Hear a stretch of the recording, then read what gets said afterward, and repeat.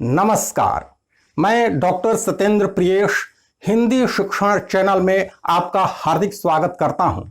पिछले वीडियो में समास और उसके प्रमुख भेदों की संक्षिप्त चर्चा हो चुकी है, लेकिन उन भेदों पर विस्तार से चर्चा कर लेना भी मैं आवश्यक समझता हूं।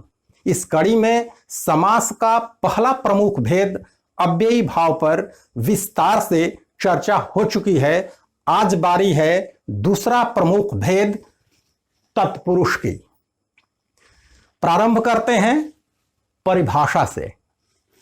जिस समास में उत्तर पद की प्रधानता होती है और समस्त पदों में कर्ता और संबोधन को छोड़कर कारकीय विभक्तियों का लोप रहता है, उसे तत्पुरुष समास कहते हैं। जैसे राजकन्या, राजा की कन्या, गंगाजल, गंगा का जल। इस परिभाषा के दो भाग हैं। पहला भाग उत्तर पद की प्रधानता क्यों होती है से संबंधित है और दूसरा भाग कारक और उसकी विभक्तियों से संबंधित है, जिसके आधार पर इसके 6 भेदों का निर्धारण किया गया है। लेकिन इन दोनों भागों पर चर्चा करने से पूर्व कुछ महत्वपूर्ण बिंदुओं पर विचार कर लेना आवश्यक है। वे बिंदु हैं पूर्व पद, उत्तर पद, समस्त पद, विग्रह और समास की परिभाषा। समास की परिभाषा क्यों? क्योंकि ये चारों उससे संबंधित हैं और संकेत रूप में उसमें निहित हैं। तो शुरू करते हैं समास की परिभाषा से। संस्कृत में समास को परिभाषित करते हुए कहा गया है कि एक पदी भावः समासः, अर्थात अनेक पदों का एक पद बन जाना ही समास है। दूसरे शब्दों में 2 या 2 से अधिक पदों के मिलने की प्रक्रिया को समास कहते हैं और उस मिलने की प्रक्रिया से जो एक नया स्वतंत्र शब्द बनता है उसको समस्त पद कहते हैं। 2 या 2 से अधिक पदों के मिलने की प्रक्रिया को समास कहते हैं। तो प्रक्रिया क्या है? 2 पदों के बीच में आई कारकीय विभक्तियों का लोप हो जाना, दोनों पदों का एक शिरोरेखा के अंदर आ जाना और एक स्वतंत्र शब्द का निर्माण कर देना ही प्रक्रिया है। अब पूर्व पद किसे कहते हैं? समस्त पद में प्रयुक्त पहला पद को पूर्व पद कहते हैं और समस्त पद में प्रयुक्त दूसरे पद को, बाद वाले पद को उत्तर पद कहते हैं। इस समस्त पद में राज पूर्व पद है और कन्या उत्तर पद है। विग्रह किसे कहते हैं? समस्त पद में प्रयुक्त पदों को उनकी विभक्तियों के साथ अलग अलग कर देना ही समास विग्रह है, या समस्त पदों को पूर्व की स्थिति में ला देना ही समास विग्रह है। अब उत्तर पद की प्रधानता क्यों होती है, इस पर विचार कर लेते हैं। ये समस्त पद हैं। कन्या, जल, भ्रष्ट और लिखित उत्तर पद हैं और राज, गंगा, पथ, हस्त पूर्व पद हैं। उत्तर पद की प्रधानता क्यों होती है? यदि इन पदों को वाक्य में प्रयोग कर दिया जाए तो यह बात स्पष्ट हो जाएगी कि उत्तर पद की प्रधानता क्यों होती है। आप यहां देख सकते हैं, राजकन्या आ रही है, उत्तर पद कन्या है, इसके अनुसार क्रिया आई है। कथन किसका हो रहा है? कन्या का। कथन में प्रधानता किसकी है? कन्या की। राजा की प्रधानता नहीं है। यह राजा की जो है यह कन्या का विस्तार है। ये उत्तर पद के अर्थ को स्पष्ट करने में सहायता अवश्य करते हैं। गंगा जल स्वच्छ होता है, जल के अनुसार क्रिया आई है। यहां पथभ्रष्ट व्यक्ति का जीवन निरर्थक है।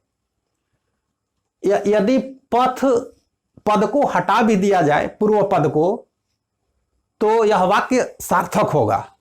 भ्रष्ट व्यक्ति का जीवन निरर्थक है। हस्तलिखित दस्तावेज कहां है? यदि पूर्व पद को हटा भी दिया जाए तो यह वाक्य सार्थक होगा। लिखित दस्तावेज कहां है? इससे स्पष्ट होता है कि तत्पुरुष समास में उत्तर पद की प्रधानता होती है। वचन भी उत्तर पद का ही बदलता है। राजकन्याएं आ रही हैं, ऐसा भी हो सकता है, कन्या का कन्याएं। अब चलते हैं कि तत्पुरुष समास के समस्त पदों की रचना कैसे होती है। तत्पुरुष समास के समस्त पदों की रचना संज्ञा से संज्ञा अथवा संज्ञा से विशेषण के मेल से होती है। इन दोनों उदाहरणों में संज्ञा से संज्ञा का मेल हुआ है। यहां राजकन्या, राजा संज्ञा और कन्या भी संज्ञा। गंगाजल में गंगा भी संज्ञा और जल भी संज्ञा। इसमें पथ संज्ञा लेकिन भ्रष्ट विशेषण। हस्त संज्ञा लेकिन लिखित विशेषण। अब दूसरे भाग पर विचार कर लेना आवश्यक है। जिस समास में उत्तर पद की प्रधानता होती है और समस्त पदों में कर्ता और संबोधन को छोड़कर कारकीय विभक्तियों का लोप रहता है। कारकीय विभक्तियों का लोप रहता है। विभक्तियों का संबंध कारक से है और कारक का संबंध क्रिया से है। तो क्रिया किसे कहते हैं? जिससे किसी काम के करने या होने का बोध होता है उसे क्रिया कहते हैं। और जो क्रिया को करता है या क्रिया को करने में सहायक होता है उसे कारक कहते हैं। कारक 8 होते हैं, कर्ता से लेकर संबोधन तक, और ये विभक्तियां हैं अर्थात कारक के चिन्ह हैं। इनको परसर्ग भी कहा गया है। पर का मतलब बाद में और सर्ग का मतलब जुड़ना, बाद में जुड़ना। कर्ता जिससे क्रिया को करने वाले का बोध होता है उसे कर्ता कहते हैं। उसका चिन्ह है शून्य और ने। कर्म की विभक्ति है शून्य और को। करण की विभक्ति है से, द्वारा। संप्रदान की विभक्ति है को, के, लिए। औपादान की विभक्ति है से। संबंध का, के, की। अधिकरण में, पर। संबोधन हे, हो, अरे। जिससे किसी को पुकारने या बुलाने का बोध होता है उसे हम संबोधन कारक कहते हैं। अब समस्त पदों में कर्ता और संबोधन को छोड़कर, इन दोनों को छोड़कर तो बचे कितने? 6। इसी कारक के आधार पर तत्पुरुष समास के 6 भेद हो जाते हैं। वे 6 भेद कौन कौन से हैं? कर्म तत्पुरुष, करण तत्पुरुष, संप्रदान, औपादान, संबंध और अधिकरण। टिप्पणी के रूप में मैंने यहां लिख दिया है, समस्त पदों में लुप्त कारकीय विभक्तियां पूर्व पदों की होती हैं जो विग्रह करते ही प्रकट हो जाती हैं। तत्पुरुष समास की सबसे बड़ी पहचान है कि उनके समस्त पदों में कारकीय विभक्तियों का लोप रहता है और विग्रह करते ही वे कारकीय विभक्तियां प्रकट हो जाती हैं। अब बारी बारी से इन भेदों पर विचार कर लेते हैं। कर्म तत्पुरुष। कर्म किसको कहते हैं? क्रिया का फल जिस पर पड़े उसे कर्म कारक कहते हैं। पॉकेट मार, पॉकेट को मारने वाला, इसका विग्रह है कर्म कारक की विभक्ति। यहां आ गई। पॉकेट मार पॉकेट को मारता है। किसको मारता है? पॉकेट को मारता है। तो क्रिया का फल किस पर पड़ा? पॉकेट पर। इसलिए पॉकेट मार और चिड़ी मार कर्म तत्पुरुष के उदाहरण हैं। पॉकेट मार पॉकेट को मारकर भाग गया। यहां क्रिया उत्तर पद के अनुसार है, इसलिए उत्तर पद की प्रधानता है। करण, जिससे क्रिया को करने का साधन या माध्यम का बोध होता है, उसे करण कारक कहते हैं। अकाल पीड़ित, अकाल से पीड़ित, वह व्यक्ति अकाल पीड़ित है। किससे पीड़ित है? अकाल से। तो यह माध्यम है। तुलसीकृत, तुलसीकृत रामचरितमानस एक पावन ग्रंथ है। कृत यानी किया हुआ, रचा हुआ। इसमें तुलसी पद साधन या माध्यम के रूप में आया है। संप्रदान, जिससे देने या जिसके लिए क्रिया की जाए का बोध हो, उसे संप्रदान कारक कहते हैं। हवन सामग्री, इसका विग्रह है हवन के लिए सामग्री, के लिए संप्रदान कारक की विभक्ति है।